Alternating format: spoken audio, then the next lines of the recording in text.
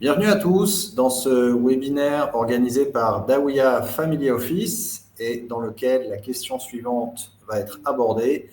Pourquoi les familles africaines affluentes devraient établir une fondation aux Émirats arabes unis? Bonjour, je m'appelle Paul-Émile Durand, je vais être votre modérateur pour cette session. Et sans plus attendre, je vais vous présenter les deux speakers qui vont vous présenter le sujet. Alors, tout d'abord, Anissa Boulaya, qui est fondatrice et CEO du Dawiya Family Office. Le Dawiya Family Office développe des passerelles stratégiques entre l'Afrique et les Émirats arabes pour favoriser les opportunités d'affaires. Anissa, pour cela, s'appuie sur son expertise approfondie acquise en banque et dans son expérience entrepreneuriale pour concevoir des stratégies de croissance et de création de valeur sur les marchés africains émergents. Elle agit également en tant que conseiller de confiance en immobilier, accompagnant ses clients dans leurs acquisitions personnelles et leurs investissements. Et aussi, elle facilite les transactions complexes avec agilité et précision et offre un accompagnement sur mesure. Notre deuxième intervenant pour cette session de présentation se nomme Livin Isabelle. Il est directeur commercial de la société Ocorian qui a son siège à l'île Maurice. Il est lui-même basé à Dubaï. Il est passionné par la structuration d'actifs et de transactions, notamment via les trusts, fondations et sociétés. Il est ancien responsable de l'administration de fonds avec 20 ans d'expérience dans le secteur des services financiers. Il occupe des fonctions de directeur et membre de conseil pour des multinationales et des familles fortunées. Et parmi ses qualifications, on compte un Bachelor of Science en finance et droit et un MBA. Vous avez noté que, de toute façon, sur les questions-réponses, on va revoir les écrans. Vous pouvez, avec votre téléphone, scanner le QR code pour avoir le détail des intervenants. Ensuite, pour ce qui est du contenu que nous allons aborder. Alors, tout d'abord, je dois vous faire une petite notification. Nos intervenants sont ni des avocats ni des fiscalistes. Ce sont des gens qui connaissent bien le sujet, mais je vous demande de ne pas prendre leur avis comme étant un avis légal. Ça, c'est le disclaimer d'introduction. Alors ensuite, pour ce qui est du sujet lui-même, tout d'abord, nous allons tâcher de comprendre avec Livin quels sont les risques de la détention en nom propre. Le sujet suivant sera, et donc, quels sont les avantages d'une fondation? Quelles sont plus spécifiquement les caractéristiques d'une fondation aux Émirats arabes unis? Ensuite, nous verrons quelle est la structure type d'une fondation aux Émirats. Et puis, on terminera par une session de questions-réponses et de remarques de clôture. Comme on est sur LinkedIn en live, je vous invite donc à poster vos commentaires, vos questions tout au long de la présentation et nous les garderons de côté pour y répondre à la fin. Voilà. Anissa, je te laisse la parole.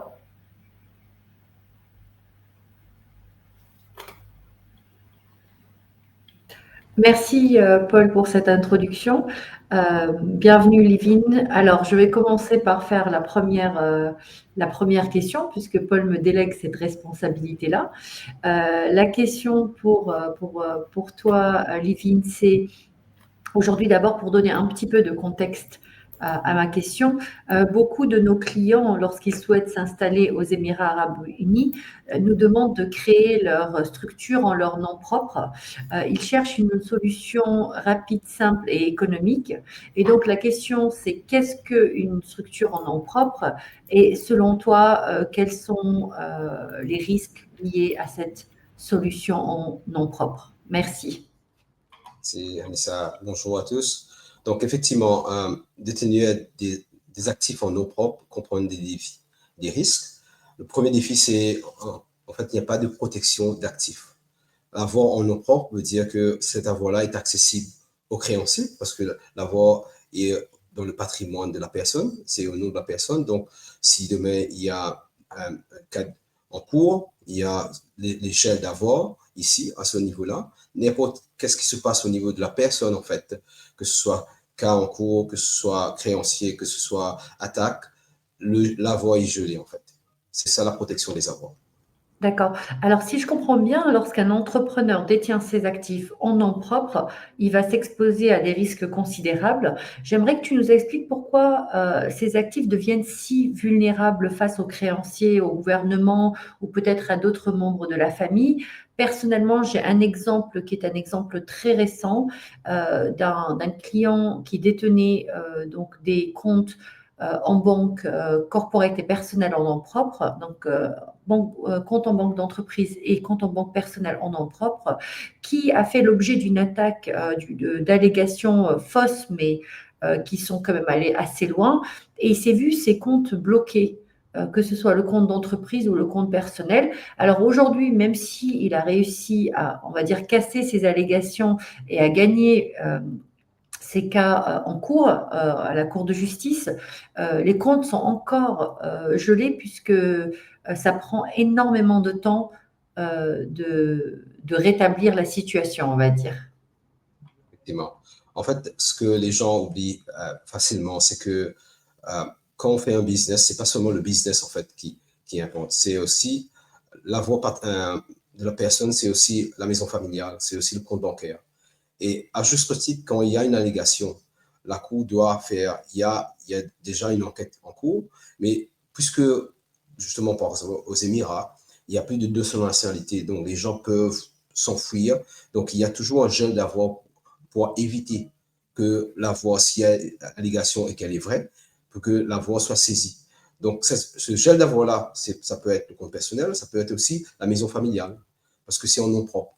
En fait, c'est ça le souci, c'est qu'en ayant tout cet avoir-là en nom propre, on expose les avoirs à ce genre de gel et d'accès, en fait, tout simplement. Merci Lévine, on peut passer au point suivant. Donc, déjà, quand vous êtes actionnaire, le nom apparaît sur le CANRIS de la société, dans le registre. Le nom apparaît aussi sur les titres de propriété, sur ce que vous détenez. Donc, il n'y a pas de confidentialité, vous êtes directement exposé. Donc, s'il y a fuite d'informations au niveau des autorités ou de n'importe quel registre, le monde sait très bien combien est-ce que vous pesez, combien est-ce que vous avez, qu'est-ce que vous avez exactement. Donc, cette confidentialité-là manque quand vous êtes directement actionnaire en nom propre.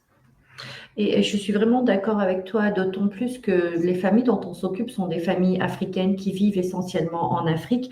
Et effectivement, ça pose plusieurs problèmes à plusieurs niveaux. Notamment, par exemple, on a entendu de sujets de kidnapping dans certains pays d'enfants parce que la famille a certains avoirs, etc. Il y a aussi des problèmes liés à l'éducation des enfants. Est-ce qu'on arrive à motiver ces enfants si ils savent qu'ils sont déjà héritiers d'une certaine fortune, et ainsi de suite, en plus de la pure confidentialité de qu'est-ce qui se passe quand mon nom est sur les documents officiels et que les documents officiels sont publics, etc. Donc, je vois ce sujet-là revenir très, très souvent, et la confidentialité est pour nous et pour nos clients l'un des sujets les plus importants, effectivement. Et l'autre aspect aussi, c'est que ça vous met dans une position très difficile de négocier. Si la personne en face sait déjà combien est-ce que vous pesez, quelles sont vos facilités bancaires, quels sont vos avoirs. Absolument. Okay. Ensuite, il y a tout le souci, le problème lié aux successions. En fait, dans n'importe quelle juridiction, la succession en cas de décès est compliquée et prend du temps. Maintenant, aux Émirats, il y a un petit layer de complexité qui s'ajoute à cause de la loi de la charia qui s'applique au niveau du décès, mais aussi au niveau de la nationalité, on peut de son nationalité ici. Donc, ça ajoute une complexité et en fait, la procédure juridique peut être longue et complexe. Et si ça peut aussi résulter à une répartition défavorable aux héritiers directs, typiquement les filles reçoivent moins que les garçons, il peut aussi avoir conflit entre les héritiers. Parce que vous avez un testament français, un testament ivoirien et un testament et la loi des Émirats qui s'applique, il y a conflit de droit. Et finalement, on a une diminution de valeur d'actifs quand finalement on arrive à un arrangement. Et pendant ce temps-là, encore une fois, gel de compte personnel, gel d'actifs de la famille. D'accord.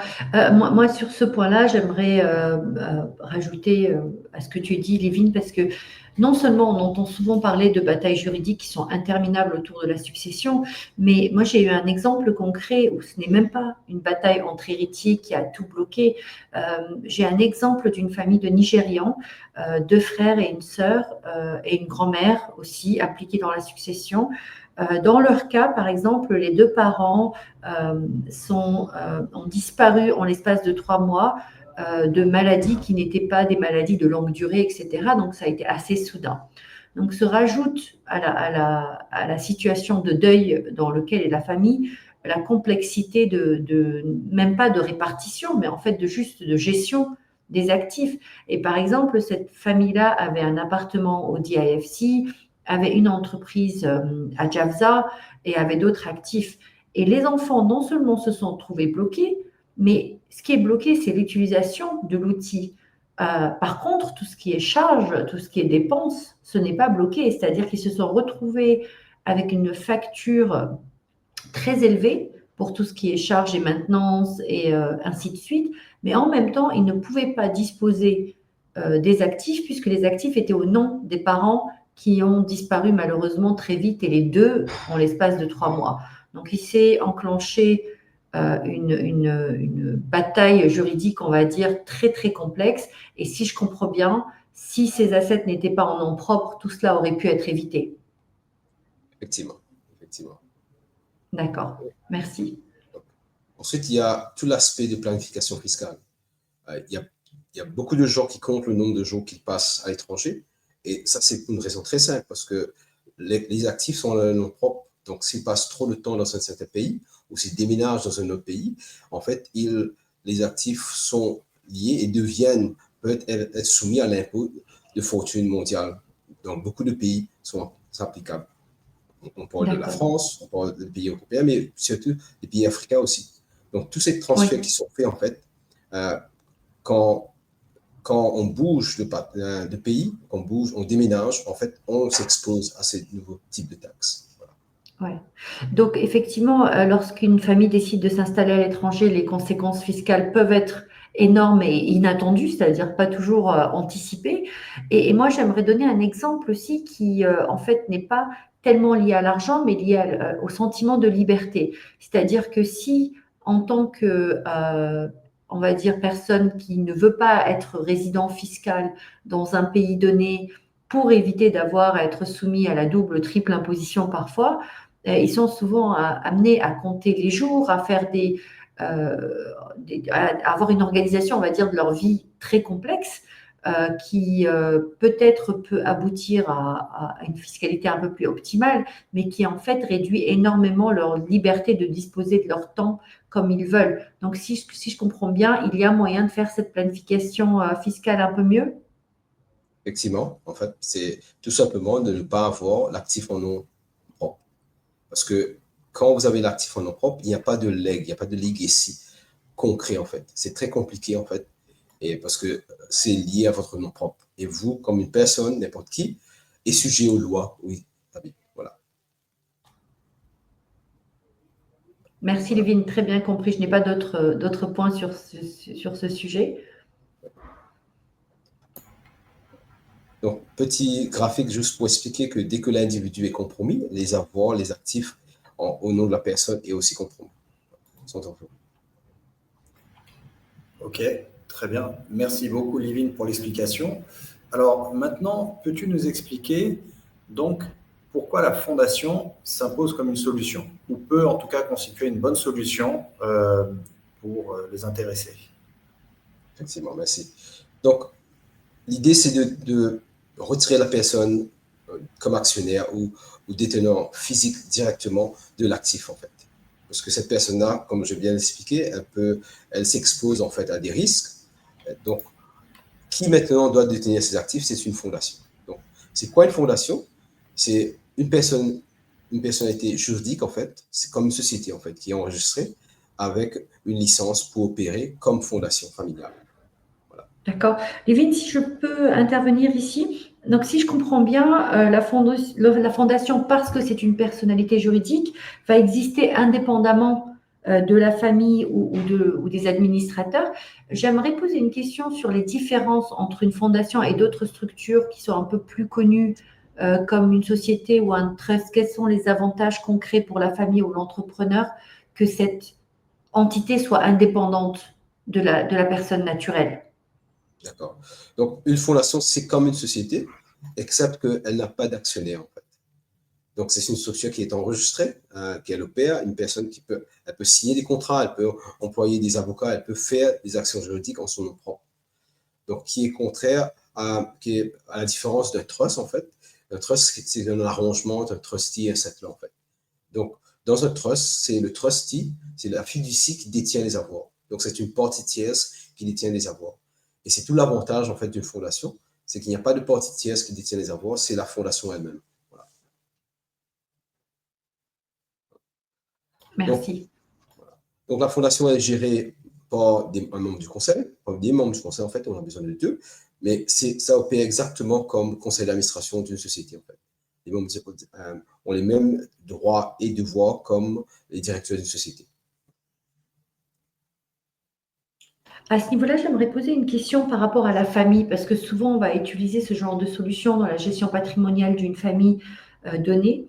J'aimerais savoir si la famille peut faire partie de ce conseil et comment la famille peut influencer ou pas, ou être mise, on va dire, mise de côté par rapport à la gestion de cette fondation et des actifs qui sont dans cette fondation. Très bonne question. Oui, la famille peut être dans le membre du conseil. En fait, la plupart des cas, je dirais dans 90% des fondations qu'on gère, les membres de la famille sont dans les membres du conseil, en fait. Il y a aussi des considérations fiscales à prendre en compte. Par exemple, si la personne est résidente fiscale en France, c'est pas très conseillé d'être seul membre du conseil parce que ça peut avoir des conséquences sur la fiscalité de la fondation elle-même. Donc, il y a ces considérations-là. Ensuite, il y a ce qu'on appelle la gouvernance. Donc, on peut décider, par exemple, certains membres de la famille peuvent voter sur certaines actions ou sur certains actifs de la fondation. Donc, on peut départager dans la fondation, dans la charte de la fondation, qui peut voter quoi et quels sont leurs droits. Et on peut mettre aussi des termes, en fait, le nombre d'années ou de mois ou de sessions qu'une personne, un membre de la famille peut faire comme membre du conseil. Très bien, merci. Donc, comme je disais, la fondation elle-même détient les actifs. Et ça, c'est la différence majeure, contrairement à un trust, où c'est un trustee, une fiducie qui détient les actifs. Donc, qu'est-ce qui se passe quand une fondation détient les actifs? Elle est basée ici. Donc, peu importe le changement de nationalité, le changement de statut de la famille, ça ne change rien à la structure de la fondation. D'accord. Livine, j'aimerais poser une question à ce niveau. Est-ce que cela signifie que le fondateur perd le contrôle sur son patrimoine et quelles sont les garanties qui existent pour assurer la bonne gestion et l'affectation des actifs selon la volonté du fondateur, donc de celui qui passe du nom propre à la fondation? D'accord. Donc, très bonne question. En fait, non, la fondateur ou la fondatrice ne perd pas contrôle de la fondation.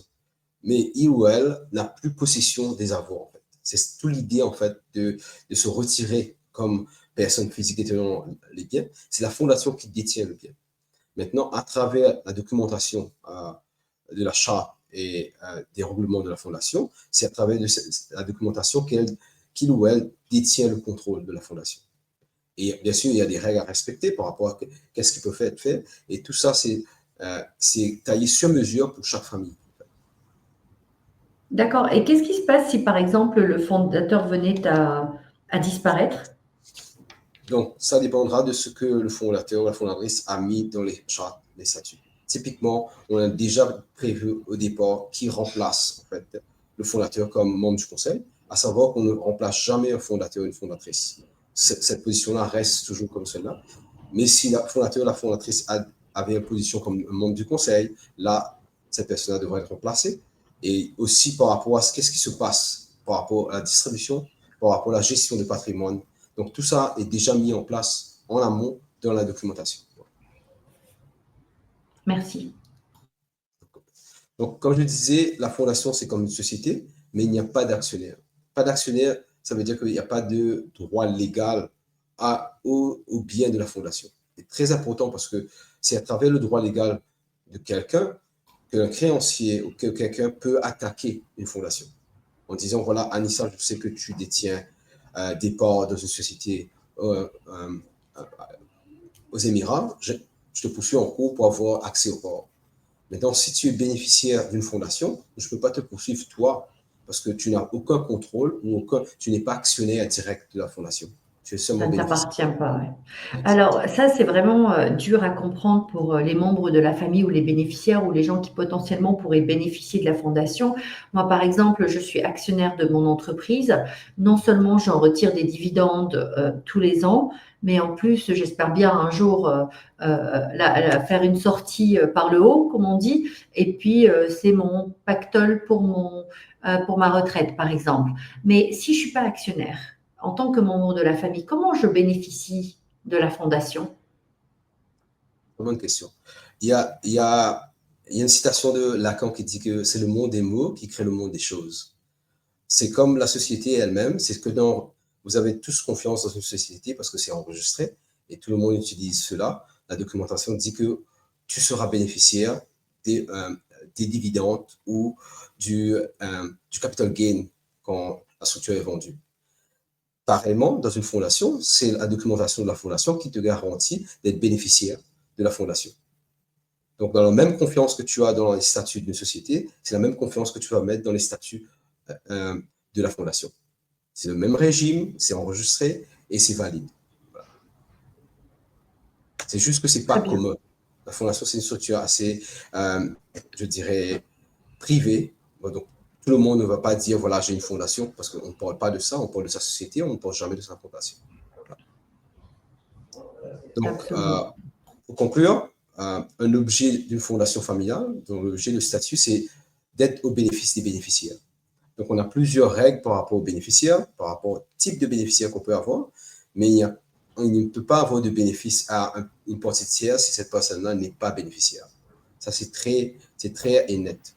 La seule façon de bénéficier d'une fondation, c'est d'être bénéficiaire de la fondation. D'accord. Livine, j'ai une question, je suis curieuse. Ça fait des années que tu travailles sur la mise en place de fondations.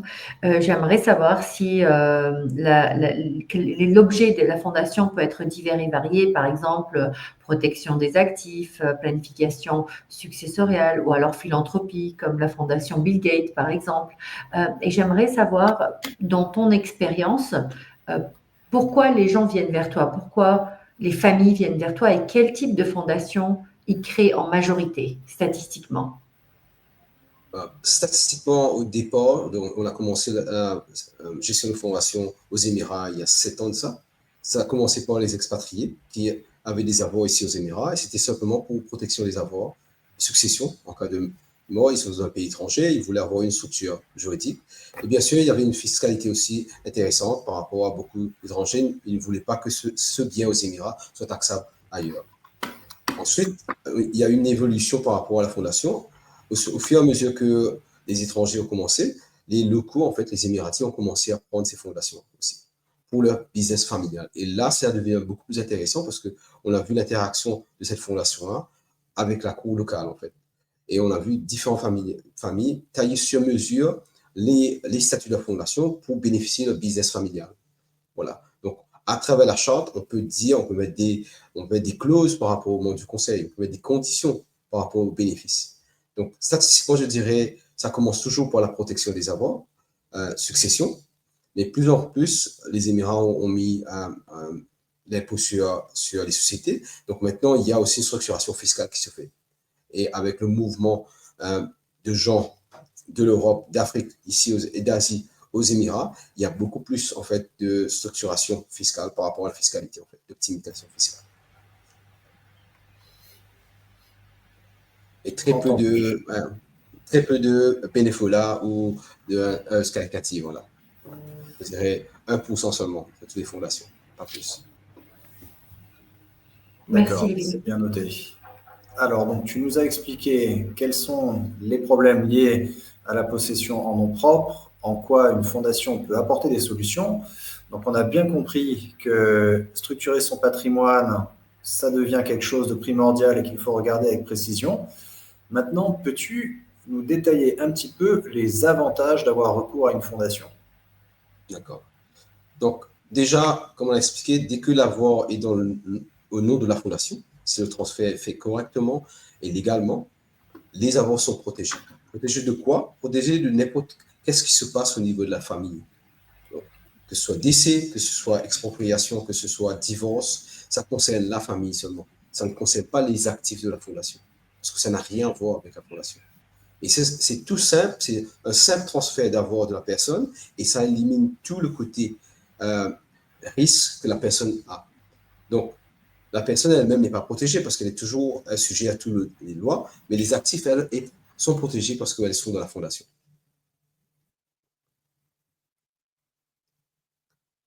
Anissa, tu as des questions par rapport à cela? Alors oui, par rapport à la protection des actifs, comment cette structure-là va permettre de mettre à l'abri le patrimoine de la famille ou de l'entrepreneur concrètement? Quel genre de documentation ou quel genre de structure ou de gouvernance vont créer cet effet mur, séparation? L'effet mur, en fait, la séparation, c'est tout simplement en cessant d'être actionnaire de la structure ou cessant d'être détenant en nos propres, à titre personnel, du bien, en fait. En transférant le bien de la fondation, elle est basée aux Émirats, elle est basée dans une zone franche qui s'appelle la DIFC ou EDGM, et c'est plus en nos propres. Donc, cette personne-là, elle peut partir, je sais pas, en banqueroute, elle peut être penser au divorce, elle peut mourir, mais ça ne change rien. Le bien n'appartient plus à la personne. Et c'est ça, en fait, qui fait cette protection. Et ce transfert-là, il faut que ce soit fait correctement, légalement, ça doit être documenté.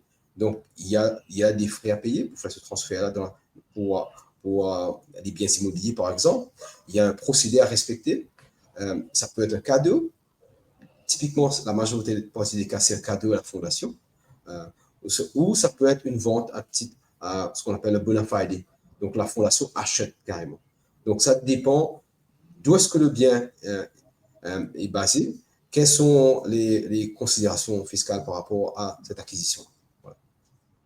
Est-ce que si je reprends l'exemple que j'avais donné au départ de cette personne qui voit ses comptes entreprises et ses comptes personnels gelés du fait d'une allégation qui en fait s'est avérée être infondée, dans ce cas-là, il n'aurait pas été dérangé ou du moins les comptes en banque n'auraient pas été dérangés, il aurait pu continuer son activité économique et son activité personnelle au rythme que lui souhaitait.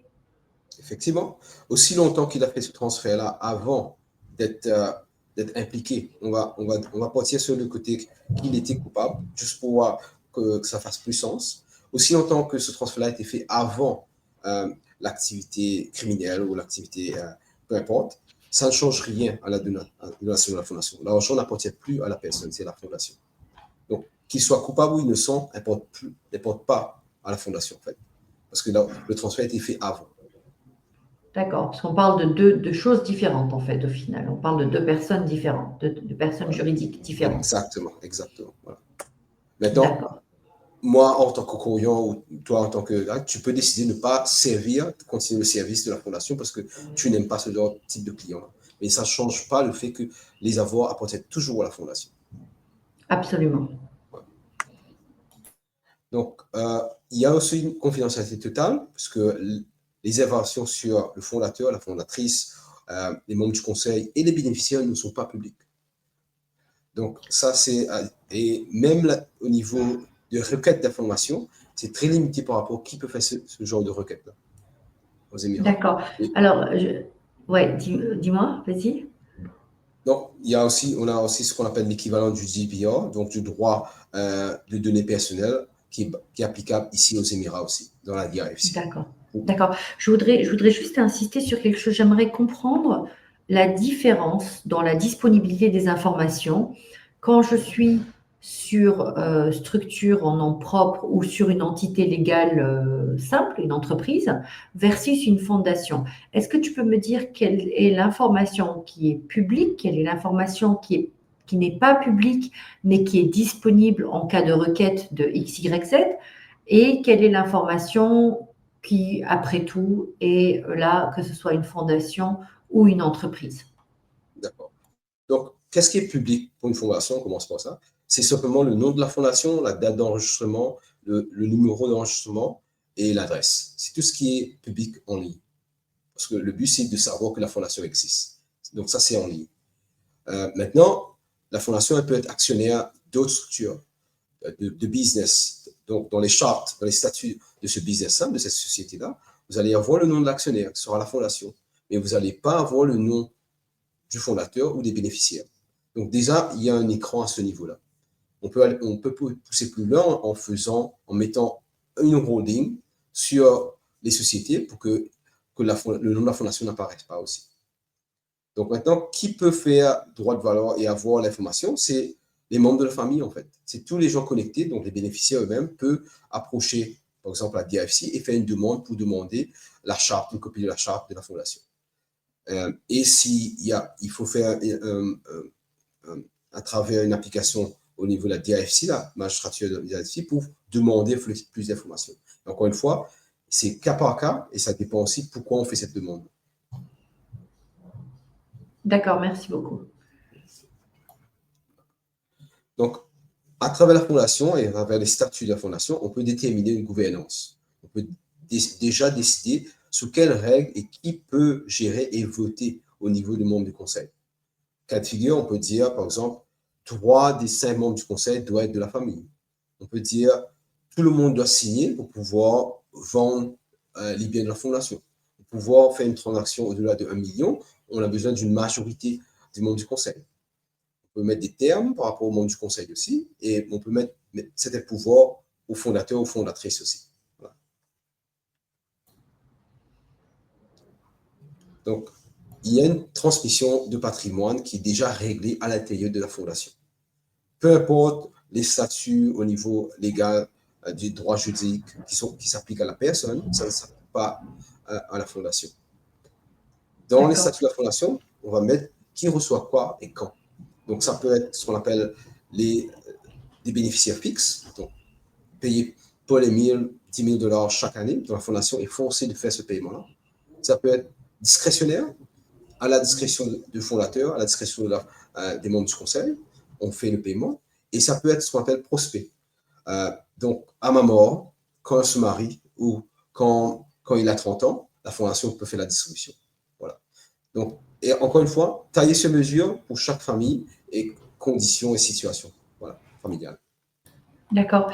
Ça me paraît tellement simple dit comme ça, j'ai presque du mal à croire que ce soit aussi simple que mettre toutes les conditions dans un document et il y a un conseil et un gardien et que tout ce monde-là s'occupe de protéger les droits de mes descendants, en fait, de mes biens aussi, de protéger mes biens, de protéger ce que j'ai construit durant ma vie, mais aussi de protéger le droit de mes descendants.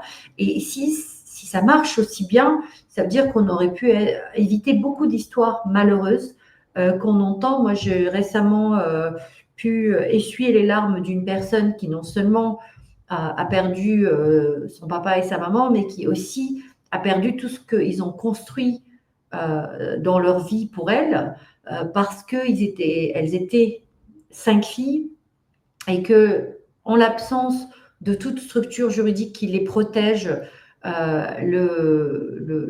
l'héritage s'est fait en leur défaveur, mais de façon à ce qu'elles aient été complètement, comment on dit, expropriées de ce que leurs parents ont construit. Et même si cette personne travaillait dans l'entreprise familiale, a aidé sur les 20 dernières années à construire cette entreprise familiale, avait en fait un rôle très important dans cette entreprise familiale.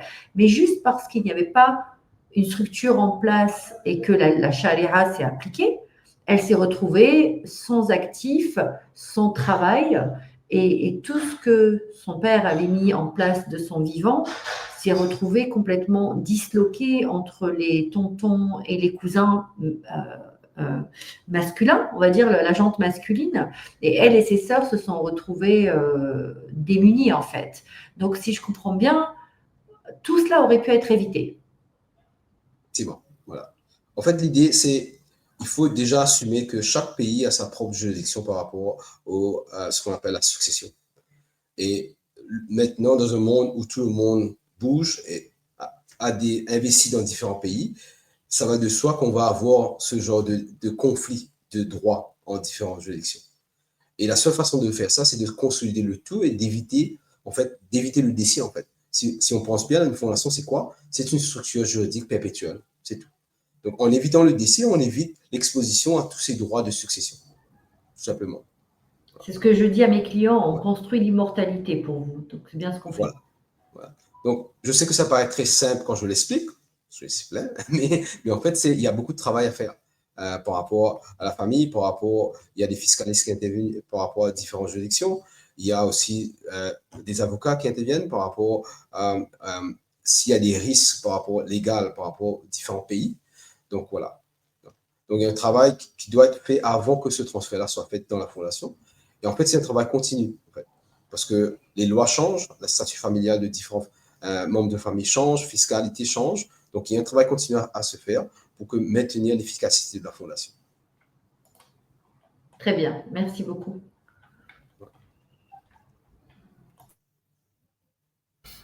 Ok, alors la question qui se pose, c'est donc, une fois que tu as décidé que tu allais adopter une fondation pour structurer, on va dire, ton patrimoine, pourquoi les Émirats? Qu'est-ce que les Émirats apportent de spécifique? Effectivement, c'est une très bonne question. On va savoir qu'il y a plusieurs types de régimes de fondation dans plusieurs pays, à l'île Maurice, à Jersey, au Cayman et bien sûr aux Émirats. Donc, une des caractéristiques majeures des fondations aux Émirats, c'est que c'est le seul type de patrimoine, de structure juridique qui peut donner des biens immobiliers aux Émirats. On ne peut pas utiliser une fondation à Jersey ou un trust mauricien pour détenir des biens aux Émirats. Donc déjà, ça c'est... Ouais.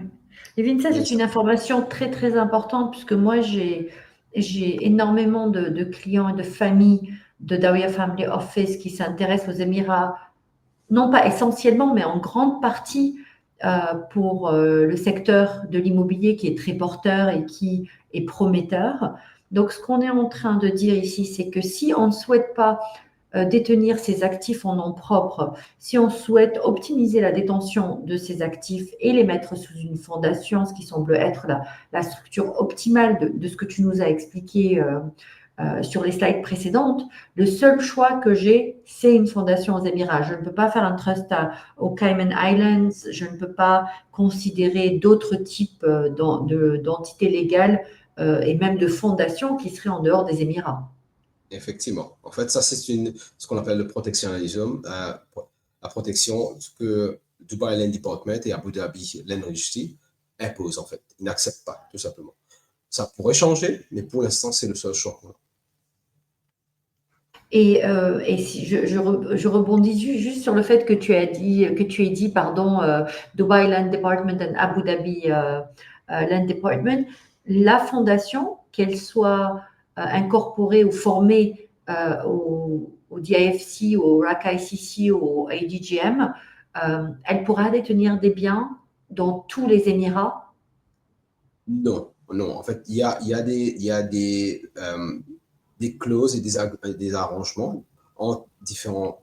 Par exemple, pour RACA-CC, ils ne peuvent toujours pas détenir des biens à Dubaï, en fait. Alors moi, j'ai une petite évolution sur ça, parce que moi, j'ai une RACA SEC. En fait, on peut obtenir des exceptions au niveau de Dubai Land Department. OK. Effectivement. Parce que moi, j'ai dans mon portefeuille une exception. Voilà. Donc, aux Émirats, on a le concept du WASTA, l'exception. Mais je ne conseille pas les gens d'aller sur l'exception, parce que l'exception, ça veut dire que demain, ça peut changer aussi. Donc, pour l'instant, ce qui est très clair et net et carré, en fait, c'est pour Dubaï, c'est DIFC, pour Abu Dhabi, c'est ADGM, et pour Ras Al Khaimah, on peut faire un RAC. Voilà. D'accord. Donc, tout ça, donc, il n'y a pas de. Il faut déjà savoir d'où est-ce que le patrimoine est basé, quelles sont les applications, parce qu'il y a différentes caractéristiques, différentes fondations. Il y a des choses qu'on peut faire à la DIFC qu'on ne peut pas faire à ADGM, qu'on ne peut pas faire au RACA SEC. Donc, ça dépend aussi de ce que la famille essaie de faire à l'intérieur de la fondation, par rapport à la distribution, par rapport à l'allocation des avoirs. Voilà. D'accord. Donc, peu importe la structure que vous choisissez aux Émirats par rapport à la fondation, c'est une fondation, un véhicule séculier. Donc, il n'y a pas de droit religieux qui s'applique à la fondation. Pourquoi je dis cela? Parce que on se réfère toujours à chaque fois à la loi de Charia. En fait, c'est une loi qui s'appelle la Personal Status Law, qui est influencée par le Charia, qui gouverne les naissances, les décès. Et en fait, en bougeant les avoirs de la personne au véhicule séculier, on sort de ce droit-là. Parce que ce droit-là, c'est le Personal Status Law. C'est un droit personnel au niveau individuel. J'aurais une question. Donc, si je comprends bien, la fondation peut me permettre de passer au-delà des règles religieuses de la charia, etc. Cependant, si moi, en tant que bonne musulmane, pratiquante, etc., je souhaite que moi-même et mes bénéficiaires soient sujets à la charia ou à une autre religion, ou les lois d'une autre religion, est-ce que c'est quand même possible? Effectivement, c'est possible. Il suffit de mettre ces lois-là, ces règles-là directement dans la charte et le règlement, en fait, tout simplement.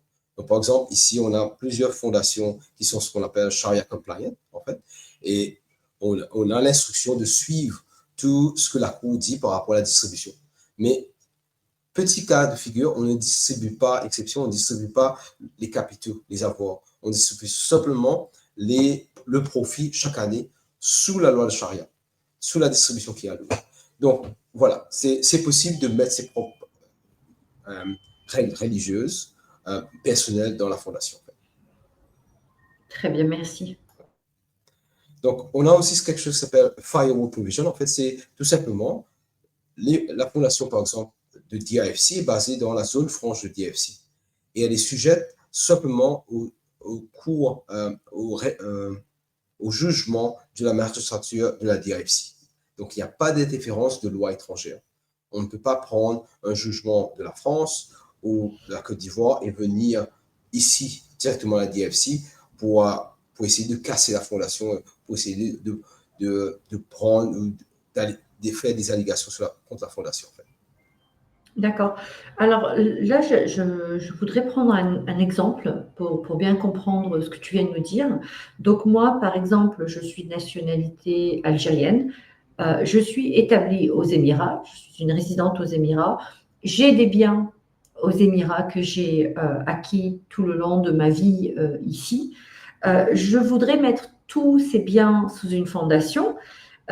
Si je venais à disparaître, mes biens sont protégés, même si quelqu'un en Algérie saisit la cour algérienne en disant non, je suis le bénéficiaire naturel ou l'ayant droit, les biens aux Émirats seront quand même protégés et seront régis selon mes principes à moi. En fait, ce qui est intéressant, c'est qu'il peut même gagner son cas en cours en Algérie. Ça ne change rien pour nous ici. Parce que le bien n'est pas... Si c'est correctement fait, si la fondation a été bien faite, constituée correctement, ça n'appartient pas à Anissa.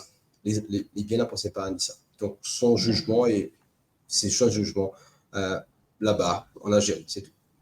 D'accord. Et j'ai eu en fait récemment un exemple qui était vraiment, qui m'a, on va dire, fondu le cœur. Une famille italienne basée aux Émirats, une maman et une fille qui ont perdu donc le mari et le papa soudainement. Et ils sont italiens, ils sont chrétiens, on va dire, enfin, oui, je dirais chrétiens, catholiques. Ils perdent le papa et ils se retrouvent dans une situation, parce qu'il n'y a pas de fondation, il n'y a rien, le off-plan, enfin l'achat sur plan a été fait au nom du père, qui était la seule personne qui travaillait, qui gagnait de l'argent, etc., qui ramenait l'argent dans la famille. Dans ce cas-là, les frères du défunt sont venus et ont voulu faire valoir leurs droits sous la charia, alors même qu'ils ne sont pas du tout musulmans.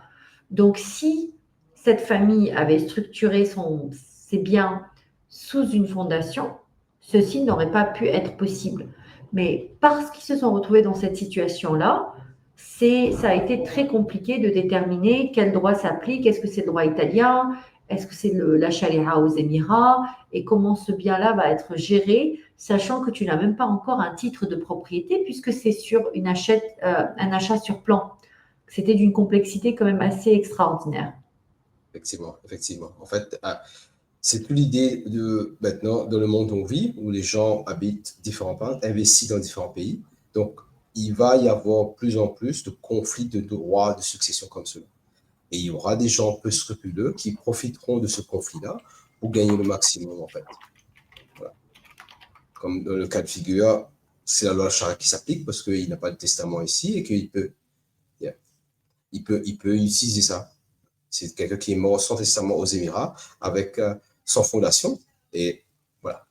C'est pas clair et net qui va gagner dans ce cas de figure. Voilà pourquoi une fondation clarifie complètement cela. On sort complètement de ce conflit-là.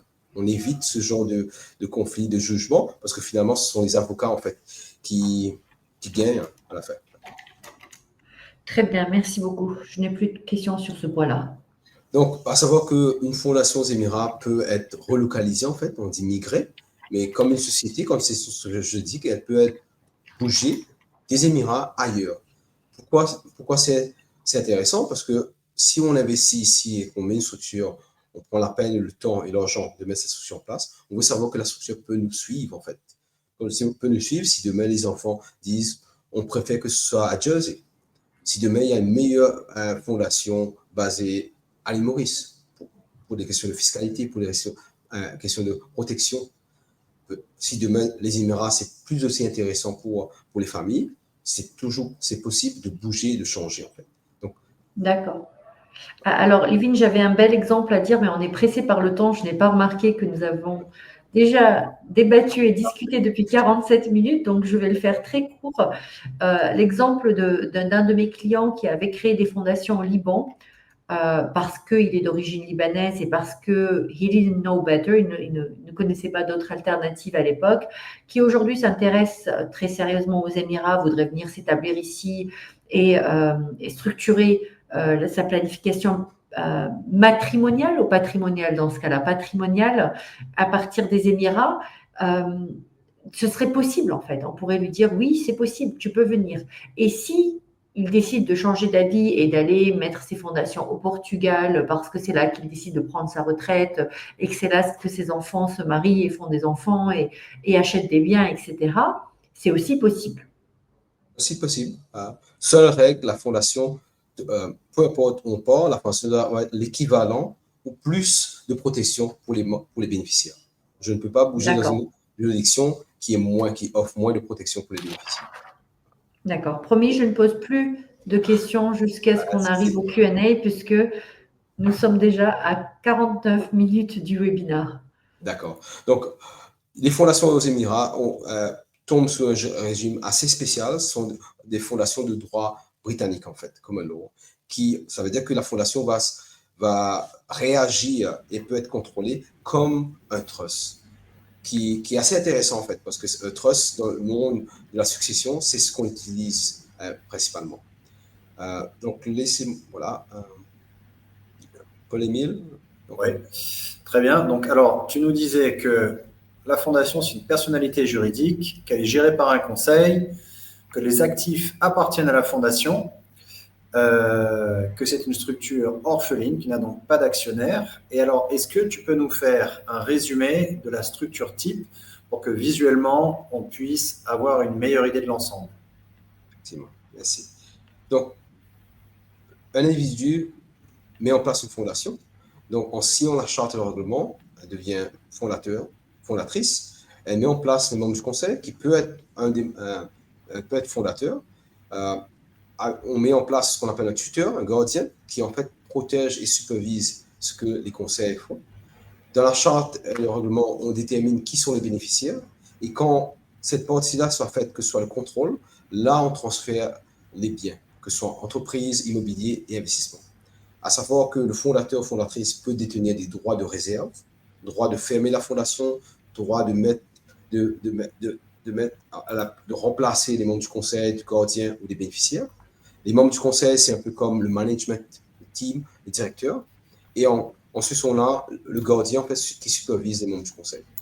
Donc, l'idée, c'est de balancer et de faire une balance correcte entre les droits de réserve du fondateur, les membres du conseil et les gardiens. Voilà. Et finalement, n'importe qui peut contribuer dans une fondation. Et à la mort, la disparition du fondateur ou de fondatrice, il n'y a pas de changement dans la fondation, autre que celle déjà déterminée dans la charte de le règlement. Parce que si dans le règlement, on a dit à ma mort, on distribue et on ferme la fondation, c'est possible. Voilà. Est-ce que vous avez des questions par rapport à cela? On a plusieurs questions. Je pense qu'on va directement passer au Q&A parce que Paul a plein de questions auxquelles il va falloir qu'on réponde. Oui. Alors, eh bien, en tout cas, merci Lévin pour toutes ces informations. Donc, on arrive à la phase de questions-réponses. Et effectivement, on a plein de questions qui ont été posées. Je rappelle aux personnes qui assistent qu'on peut avoir accès au contact des intervenants par le QR code qui est à l'écran. Et alors donc, la première question, c'est est-ce qu'il est conseillé que ce soit des membres de la famille qui siègent au conseil ou est-ce que cette fonction peut être professionnalisée? D'accord. La loi permet que ce soit, la loi n'a pas de conditions. Ça peut être n'importe qui, ça peut être des membres de famille qui sont totalement constitués de membres du conseil. Donc, au côté pratique de la chose, comme on a vu, il faut y avoir une balance. C'est nécessaire d'avoir au moins un membre du conseil qui soit professionnel pour maintenir, la domiciliation de la fondation aux Émirats, mais aussi avoir ce recul, en fait, familial. Quand les membres de la famille discutent de cette allocation de droits ou de cet investissement, il y a toujours ce côté passionnel de la chose. C'est les avoirs de la famille. Alors que le membre du conseil professionnel a ce recul-là, en fait. J'ai plusieurs familles qui viennent aux réunions sans avoir lu ou relu les règlements. Et les règlements de la fondation, en fait, ils se perdent éventuellement dans les prérogatives qui ont été mises dans ce document. Voilà. C'est clair. Alors, est-ce que tu peux nous donner une idée, alors peut-être que ça va dépendre de plein de paramètres, mais combien de temps il faut pour établir une fondation? Quel serait le coût? Et quel est le running cost? Combien coûte une fondation par an, par exemple, pour avoir une idée un petit peu de ce que ça peut coûter? Donc, ça prend 2 semaines à 1 mois pour mettre une fondation en place, dépendant de la complexité de la structure, ça dépendant aussi de la documentation, de la qualité de la documentation par rapport aux sources de fonds et de richesses qu'on doit soumettre aux autorités ici. Le coût total d'une fondation à l'année sera aux alentours de 15 000 à 20 000 $, dépendant de la structure, dépendant du nombre de conseils et est-ce qu'il y a des holdings sous la fondation. Voilà. Je dirais 20 000, c'est une fourchette en fait chaque année. Voilà. Très bien.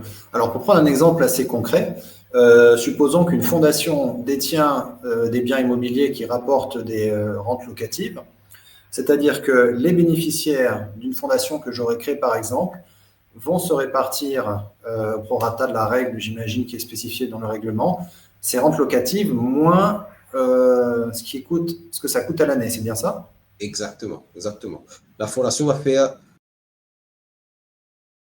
ce qu'on appelle le PNL et calculer exactement le profit à la fin de l'année et distribuer comme c'est statué dans le règlement. D'accord.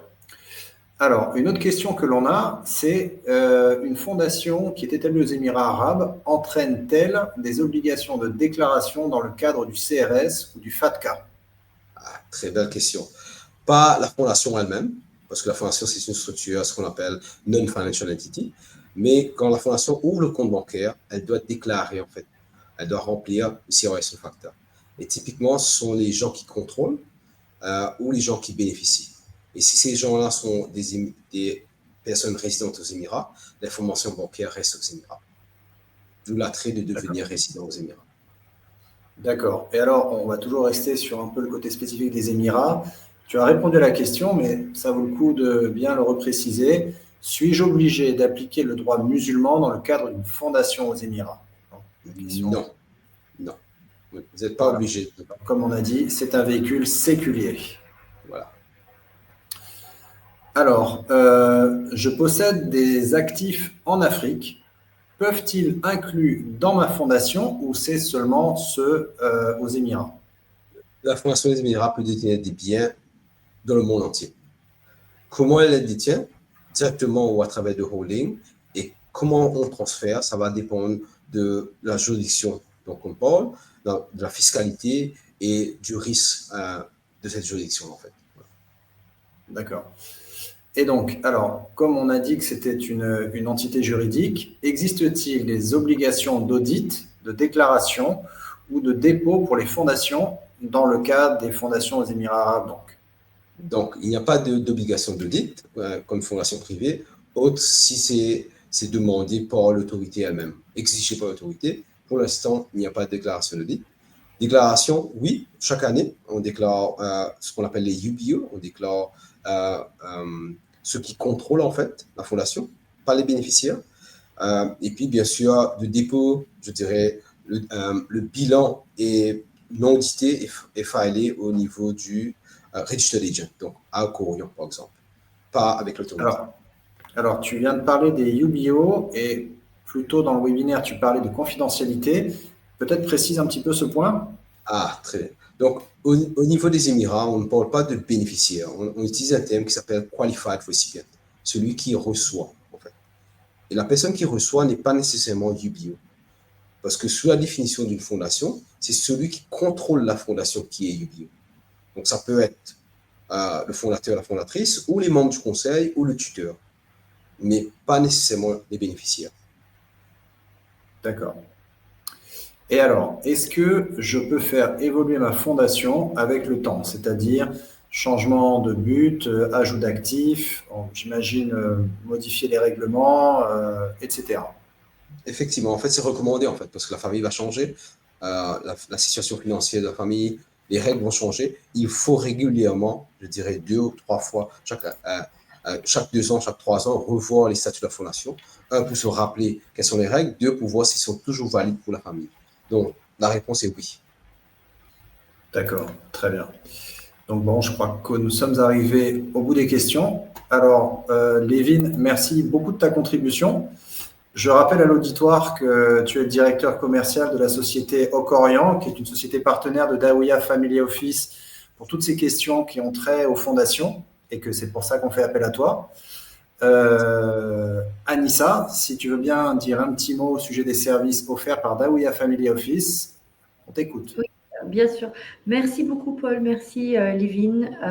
Effectivement, donc Dawiya Family Office est un multifamily office qui est basé à Dubaï, qui sert des familles africaines bien établies dans leur pays d'origine et qui souhaitent qu'on les accompagne dans leur expansion internationale, dans la consolidation de leurs actifs et de leurs acquis et dans la préparation de la transmission de ces actifs-là à la 2e et 3e génération.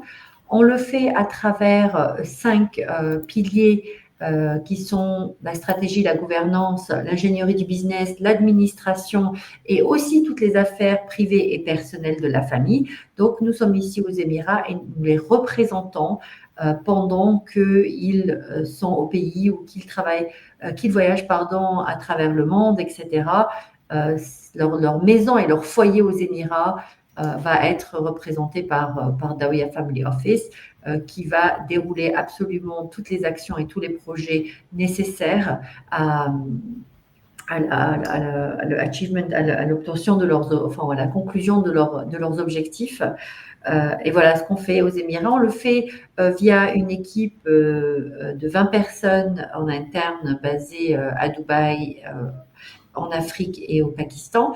Et on le fait aussi à travers nos partenaires dont Ocorian fait partie, of course, bien sûr. Merci. Et voilà. Et donc, ainsi s'achève ce webinaire. Merci d'avoir participé. Lévin remet juste la page de contact. Pour contacter donc Dawiya, vous pouvez avoir accès au site web www.dawiyafo.com ou le numéro de téléphone émirati que vous voyez, ou alors info@dawiyafo.com. Voilà. Et alors, comme Dawiya envisage de faire d'autres webinaires, le prochain sera au sujet de l'enregistrement des marques et de tout ce qui a trait au copyright, trademark et tout ça. Voilà, on vous dit au revoir et on vous remercie d'avoir assisté à ce webinaire. À bientôt. Merci. Merci, merci Lévin, merci Paul.